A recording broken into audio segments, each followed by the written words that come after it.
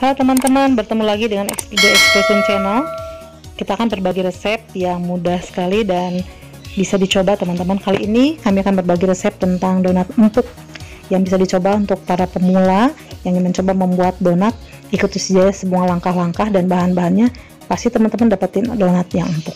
Oke, langsung saja bahan-bahannya. Yang pertama ada tepung cakra kembar, ini sekitar 350 gram, lalu kemudian ada mentega sekitar 2 sendok makan teman-teman. Lalu kemudian ada lagi 1 butir telur. Bahan selanjutnya ada ragi instan, saya memakai Vermipan sebanyak 2 sendok teh saja. Lalu kemudian ada gula pasir sebanyak 5 sendok makan.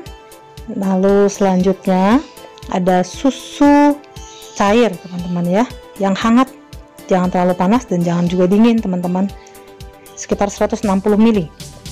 Lalu ada lagi garam sejumput saja untuk memberikan atau menguatkan rasa. Oke, langsung saja dengan cara pembuatannya.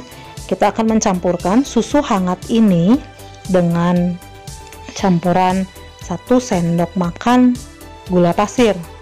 Lalu setelah itu kita akan ngecek apakah ragi yang akan kita pakai masih aktif atau tidak. Nah, caranya teman-teman tinggal mencampurkan dengan susu hangat ini saja teman-teman, sekitar 2 sendok teh ragi instannya. Nah, nanti setelah dicampurkan teman-teman akan melihat apakah aktif atau tidak dari adonan ini mengeluarkan gelembung-gelembung atau naik gak ya teman-teman. Kalau naik dan mengeluarkan gelembung-gelembung seperti itu, artinya raginya masih aktif dan masih bisa dipergunakan ya.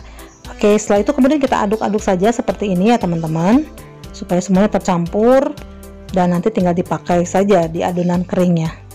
Setelah jadi kita diamkan dulu sekitar 5 menit. Sementara itu kita buat adonan keringnya teman-teman.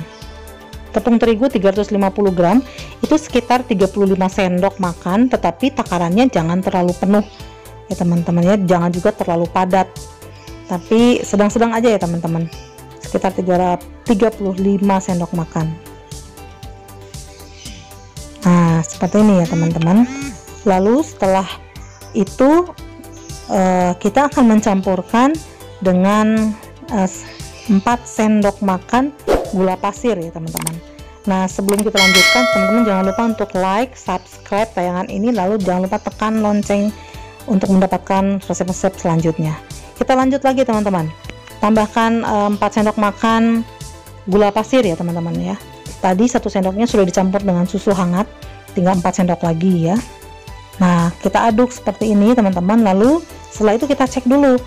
Nah, campuran susu tadi terlihat seperti ini ya teman-teman. Ini artinya raginya masih aktif ya. Nah, kalau sudah seperti ini artinya bisa digunakan. Nah, setelah itu kita akan mencampurkan adonan kering dan adonan basah ini ya, sedikit demi sedikit kita campurkan ke dalam adonan kering. Oke, nah di sini teman-teman bisa menggunakan sendok atau spatula, atau bisa juga langsung pakai tangan ya teman-teman diaduknya, tapi jangan lupa cuci tangan dulu. Nah, setelah itu kita akan mencampurkan dengan 1 butir telur ya teman-teman. Oke, setelah itu kita akan aduk rata kembali menggunakan sendok atau spatula, atau boleh langsung pakai tangan teman-teman ya. Nah, seperti ini. Oke, kalau teman-teman lihat ini kayaknya lengket banget teman-temannya di tangan, tapi jangan takut teman-teman. Nanti setelah kita akan menguleninya, adonan ini akan tercampur dan menjadi kalis teman-teman ya. Saya menguleninya sekitar 15-20 menit teman-teman ya. Nah, setelah itu kemudian teman-teman bisa menambahkan 2 sendok makan mentega tadi ya. Saya memakainya 1 sendok dulu teman-teman, supaya tercampur rata dulu dengan adonan tadi beserta dengan sejumput garam. Nah, konon katanya garam ini bisa menghambat glutenisasi, sehingga harus ditambahkan nanti di akhir-akhir aja teman-teman ya. Nah, setelah itu saya menambahkan mentega yang kedua ya teman-teman ya. Nah, ini adalah adonan yang sudah ditambahkan dengan 2 sendok makan mentega. teman-teman bisa lihat tangan saya masih sangat lengket dengan adonan ini ya. Jangan takut, teman-teman terus saja uleni adonan ini sampai nanti adonannya akan mulai kalis dan terlepas sendiri dari tangannya teman-teman ya. Jangan terburu-buru untuk menambahkan terigu teman-teman ya, nanti adonannya malah akan jadi kering dan keras ya. Saya sedikit menambahkan terigu di sekelilingnya setelah jadi dan jadi kalis ya, karena kita akan melakukan fermentasi. Nah setelah jadi teman-teman seperti ini kira-kira, dan kita akan tutup atau diamkan selama kurang lebih 40 menit. Kalau teman-teman di tempat teman-teman sedang dingin, boleh menambahkan waktunya sekitar 60 menit ya teman-teman. Nah kalau sudah jadi teman-teman tinggal rounding aja, lalu kemudian didiamkan sekitar 40-60 menit seperti yang tadi saya sampaikan ya teman-teman ya. Nah kita akan mulai melakukan fermentasi. Nah kalau masih agak lengket teman-teman bisa dibantu oleh minyak ya teman-teman ya, jangan menggunakan margarin. Nah kira-kira seperti ini jadinya ya teman-teman. Lalu kita akan mulai membiarkan adonan ini.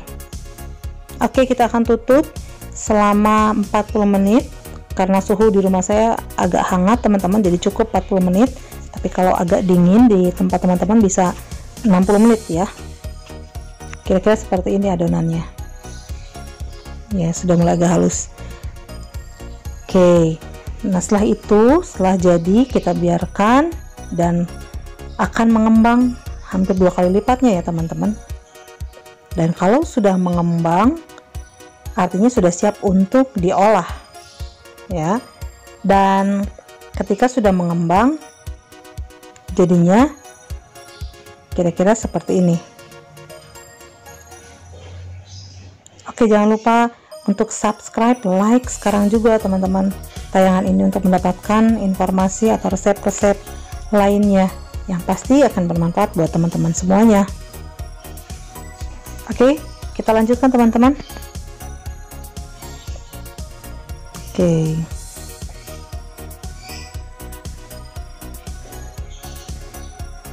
Nah, ini sudah ditutup, kita akan segera tutup, lalu kemudian hasilnya menjadi seperti ini.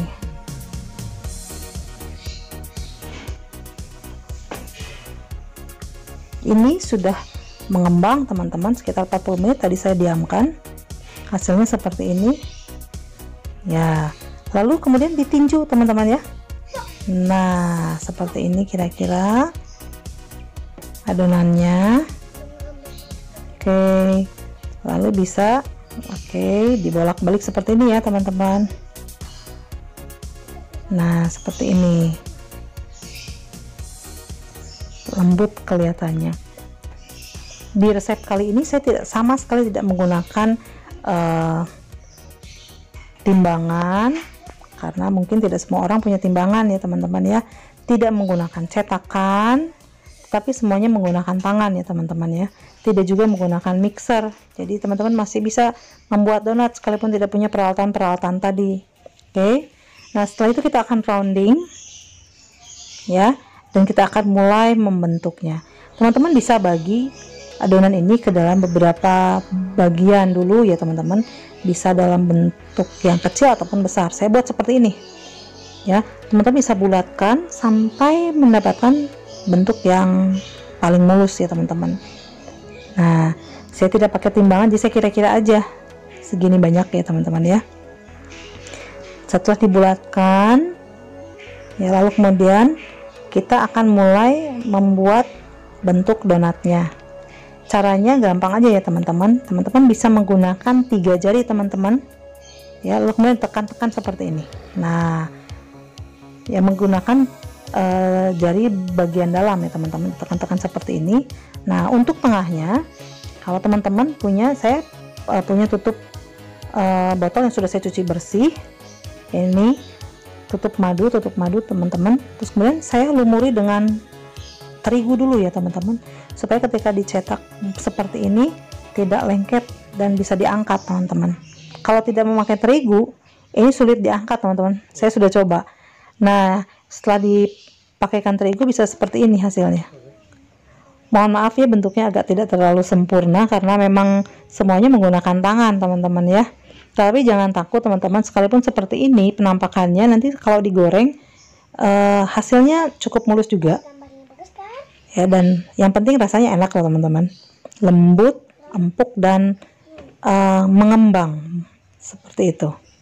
Oke, ini hasilnya kira-kira yang sudah saya buat ya, menggunakan tutup ini madu. Waktu itu saya memakai tutup madu. Saya sudah cuci bersih, lalu kemudian saya lumuri dengan terigu. Nah, ini hasilnya. Oke. Setelah itu kemudian donat-donat ini dibiarkan dulu ya teman-teman, ditutup kembali dengan sorbet atau kain bersih selama kurang lebih 15 hingga 20 menit. Sekali lagi, kalau cuaca di rumah teman-teman dingin, teman-teman bisa menambahkan waktunya sekitar 30 menit. Setelah itu teman-teman bisa goreng donat-donat ini dengan api yang sangat kecil sekali. Jangan dibolak-balik ya teman-teman. Nah, nanti hasilnya akan seperti ini teman-teman. Teman-teman akan mendapatkan white ring dari donat ini. Jadi teman-teman kalau menggoreng donat itu pastikan ada white ringnya seperti ini ya teman-teman. Nah, di donat yang saya buat ini ada white ringnya. Tuh, cantik ya. Dan menul, mengembang. Nah, semua donat yang tadi saya buat semuanya punya white ringnya teman-teman. Oke. Dan cara menggorengnya pun jangan dibolak-balik, tapi cukup sekali masuk, lalu kemudian dibiarkan apinya kecil sekali supaya matang sampai ke dalam. Lalu kemudian pada waktu teman-teman akan membalikannya, teman-teman bisa tengok dulu, lalu baru dibalikan. Setelah itu boleh diangkat. Tidak terlalu lama teman-teman untuk menggoreng donat ini ya, dan hasilnya jadi seperti ini. Nah, cantik ya teman-teman. Oke, karena teman-teman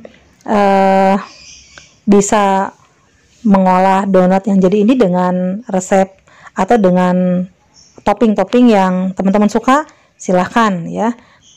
Malam ini atau hari ini saya mencoba dengan gula tepung teman-teman ya, karena anak saya sangat suka donat memakai gula tepung.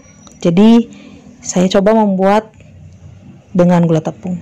Oke, selamat mencoba teman-teman. Terima kasih sudah menyaksikan tayangan ini. Semoga bermanfaat dan ditunggu like, subscribe, dan loncengnya jangan lupa untuk ditekan. Sampai jumpa.